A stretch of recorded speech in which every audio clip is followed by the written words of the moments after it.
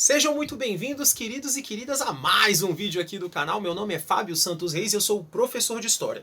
No vídeo de hoje, pessoas, o nosso foco é continuar estudando sobre os governos do século XXI no Brasil.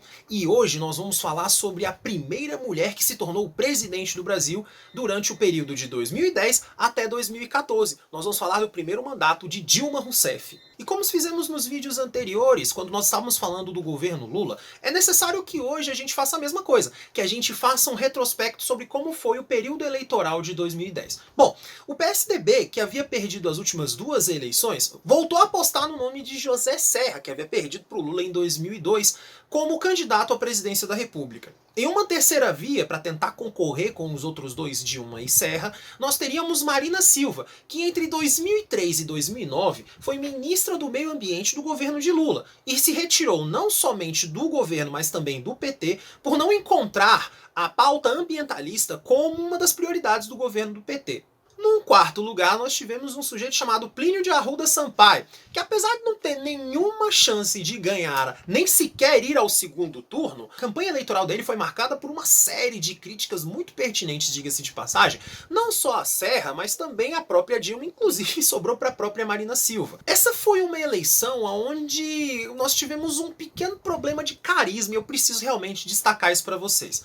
Tanto a Dilma, que apesar de ter sido ministra-chefe da Casa Civil e também ministra de Minas e Energia, quanto o José Serra, que era governador de São Paulo e que já tinha sido prefeito da capital paulista, nenhum deles tinha o menor carisma possível. Botar os dois para sorrir numa peça publicitária deve ter sido uma tortura gigantesca para os marqueteiros, tanto do PT quanto do PSDB. E a personalidade, sobretudo de Dilma, era completamente nula. Ela nunca foi política de fato, ao contrário do José Serra, que já foi deputado, senador, ministro, governador, prefeito.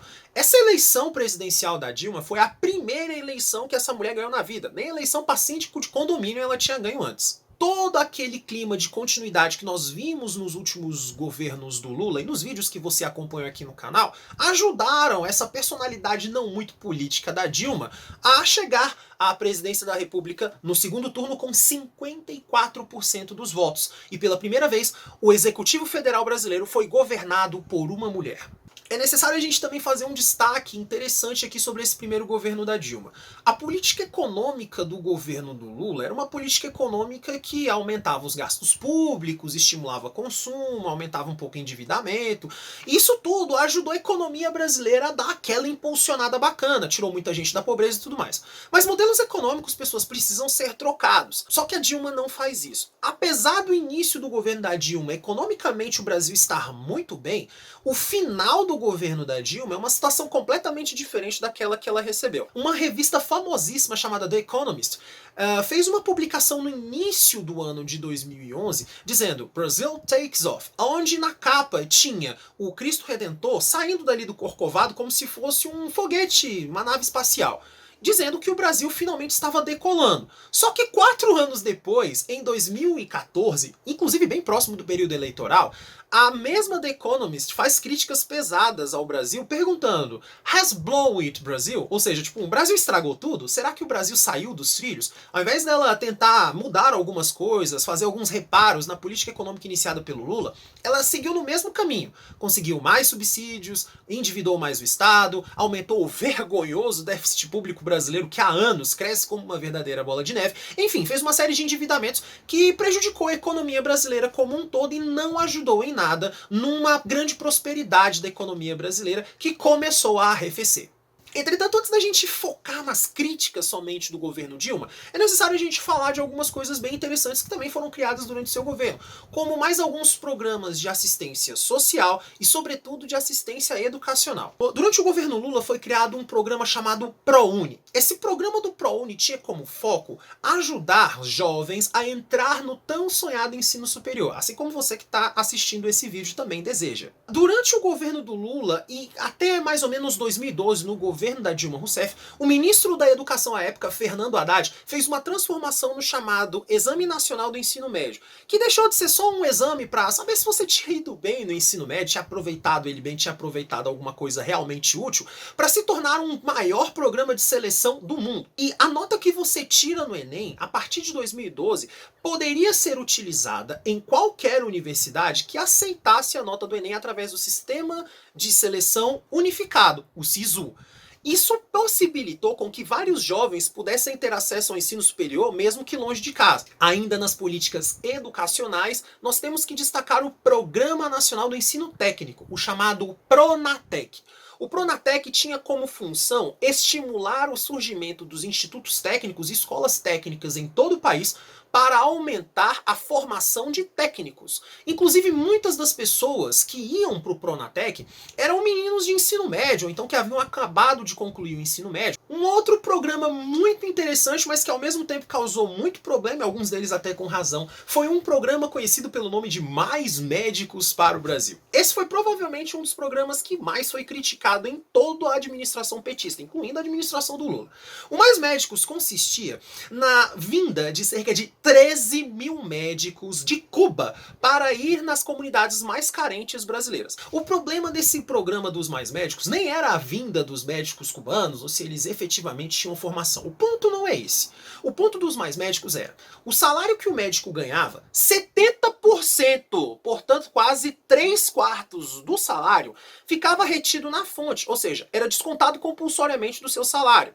Esse valor que era descontado ia ser enviado para Cuba, que era comandada por Raul Castro, o que foi considerado pelos opositores do projeto como uma forma do Brasil financiar a ilha cubana. E já pegando uma carona nessa crítica que foi feita aos Mais Médicos, eu também preciso já começar a falar de alguns problemas que nós tivemos durante o governo Dilma. Só no ano de 2011, nos primeiros 12 meses de governo Dilma, nós tivemos 5 ministros que perderam o cargo. Trabalho, Justiça, Casa Civil, Turismo e Esportes. 5 ministros caíram nos primeiros 12 meses de governo. Apesar disso tudo, ainda teve uma última coisa que eu preciso destacar, que eu pessoalmente achei muito positiva, até porque eu estava presente em uma dessas sessões. Foi criada a chamada Comissão da Verdade, que ficou entre 2011 até 2015 em vigor. Qual era o foco dessa Comissão da Verdade? A Comissão da Verdade tinha como objetivo investigar, relatar e compilar todos os abusos feitos pela ditadura militar entre 1964 e 1985. Então, várias pessoas que foram torturadas, e até alguns torturadores, que ainda vivos estavam, foram convocados para depor na Comissão da Verdade e dar suas versões sobre os fatos. Mas, infelizmente, o governo de Dilma não foi marcado por uma administração tranquila, ao contrário, foi marcado por uma administração bastante complicada, até por uma série de questões que aconteceu lá. Durante também esse governo, começou a realizar-se as obras da Copa do Mundo de 2014 e das Olimpíadas de 2016 no Rio de Janeiro. Esses eventos foram trazidos para cá para o Brasil com pelo menos 2 desculpas ou 2 justificativas: alavancar a economia e gerar empregos. De certa forma, eles foram parcialmente cumpridos. A Copa do Mundo, todos os estádios que foram reformados ou praticamente reconstruídos do zero para receber os jogos da Copa do Mundo, foram superfaturados. Vários tribunais de contas dos estados onde tinham estádios sendo construídos apontavam indícios de superfaturamento, ou nas obras físicas do próprio estado, ou mesmo nas imediações do estádio, como ônibus para turistas, vias públicas, sistema de transporte público, enfim.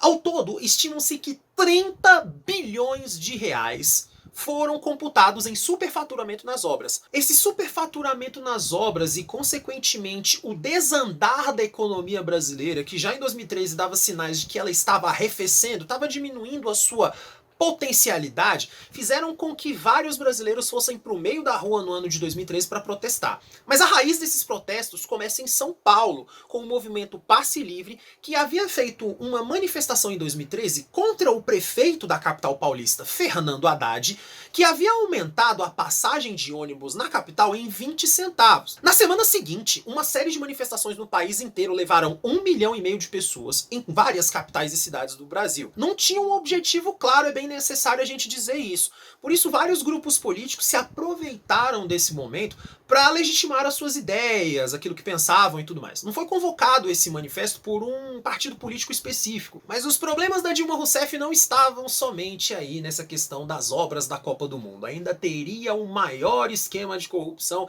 da história desse país. Essa Operação Lava Jato, inclusive, começou bem aqui, no Lava Jato do Poço da Torre. Começou a se investigar uma série de questões que vinculavam esquemas de corrupção pesados dentro da Petrobras. Estima-se que o valor conseguido em propinas, evasão de divisas, corrupção passiva, enfim, uma série de crimes de corrupção que foram conseguidos dentro da Petrobras ultrapassou em 33 vezes o que o mensalão lá do Roberto Jefferson e companhia, cerca de 10 anos antes, haviam feito.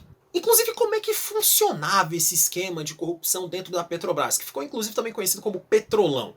Funcionava mais ou menos da seguinte forma. Segundo Paulo Roberto Costa, que era o diretor da Petrobras à época, o esquema de corrupção era para favorecer partidos políticos da base aliada do PT. Você tinha lá as principais empreiteiras do Brasil que serviam a Petrobras. Então você tinha lá, por exemplo, a Engemix, você tinha Camargo Correia, você tinha a Odebrecht, e elas prestavam serviço para a Petrobras. Elas cobravam contratos com valores acima do mercado.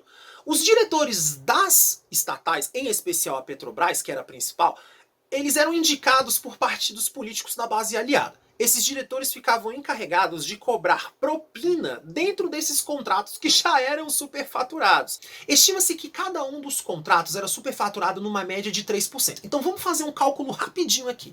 Imagina que um contrato com a Odebrecht, por exemplo, para fazer qualquer coisa para a Petrobras, custava R$ 1 bilhão. 3% de R$ 1 bilhão são 30 milhões de reais. Tanto a ministra-chefe da Casa Civil à época, Dilma Rousseff, quanto o presidente Lula foram denunciados pelo doleiro responsável pela evasão de divisas, Alberto Youssef. Ele disse que tanto Dilma quanto Lula tinham conhecimento do que estava acontecendo na Petrobras. E é nesse cenário que vai terminar o governo de Dilma no ano de 2014, imerso num mar, literalmente, de esquemas de corrupção. Inclusive, esse cenário eleitoral de 2014 lembra um pouco o cenário eleitoral de 2006, quando você tinha CPI dos bingos, quando você tinha CPI dos Correios, mensalão, sanguessugas, enfim, uma série de coisas. Só que agora essa da Lava Jato teve um escândalo muito maior, porque desviava números muito mais vultuosos. O cenário eleitoral de 2014 foi provavelmente das eleições mais emocionantes da história desse país. Como principal adversário de Dilma, surge Aécio Neves, que tinha sido governador de Minas Gerais entre 2002 e 2006 e foi eleito com a terceira maior votação para o Senado Federal em 2010. Então era um camarada que tinha uma larga experiência, fora o avô que tinha sido eleito presidente do Brasil, o Tancredo Neves. Numa terceira via, veio competir um governador de Pernambuco, que tinha inclusive sido ministro de Ciência e Tecnologia do governo Dilma, Eduardo Campos, que era da família de Miguel Arraes, que é uma das famílias mais tradicionais da política nordestina. Eduardo Campos foi governador de Pernambuco em 2002. Foi reeleito em 2006 com 81% dos votos, portanto reeleito em primeiro turno. E era um político que tinha uma terceira via até com algumas chances consideravelmente reais de ganhar a eleição. O problema é que o avião dele, no dia 13 de agosto de 2014, quando ele foi fazer um voo ali em Santos, perto do Guarujá, diga-se de passagem, o seu jato Cessna acaba caindo e colidindo com um prédio na região. Ele, 4 assessores e o piloto e o copiloto, portanto 7 pessoas, acabaram morrendo imediatamente após a colisão desse avião. No seu lugar, entrou a sua vice, Marina Silva, que havia feito uma coligação entre o PSB e a Rede Sustentabilidade, que era o partido que a Marina Silva havia criado, e ela acabou quase chegando ali no segundo turno, quando ela foi oficializada como a candidata. Mas, infelizmente, o Aécio Neves acabou passando e ela ficou para trás. O segundo turno foi provavelmente o momento mais importante da história eleitoral brasileira recente. Absolutamente ninguém, no dia da eleição, sabia quem ia ganhar, se Dilma ou Aécio. Porque os empates técnicos faziam com que a diferença fosse incrivelmente pequena. No final das contas, com pouco mais de 2 milhões de votos, o que dava mais ou menos aí um pouco mais de 1% de vantagem, Dilma Rousseff acabou vencendo a eleição em 2014 contra Aécio Neves. E, inclusive, essa foi uma eleição que foi um pouco questionada. Primeiro porque a eleição foi feita em segredo, né? A apuração da eleição foi feita em segredo e não tinha a presença de membros do PSDB. E o segundo ponto é que o presidente do TSE era Dias Toffoli, que tinha sido advogado do PT entre 98 e 2005. Então ele teria conflitos de interesse. Mas no final das contas a Dilma acabou sendo diplomada. O resto é uma história que é muito provavelmente conhecida de vocês e que a gente abordará em outro determinado momento. Continue estudando e a gente encerra por aqui. Valeu!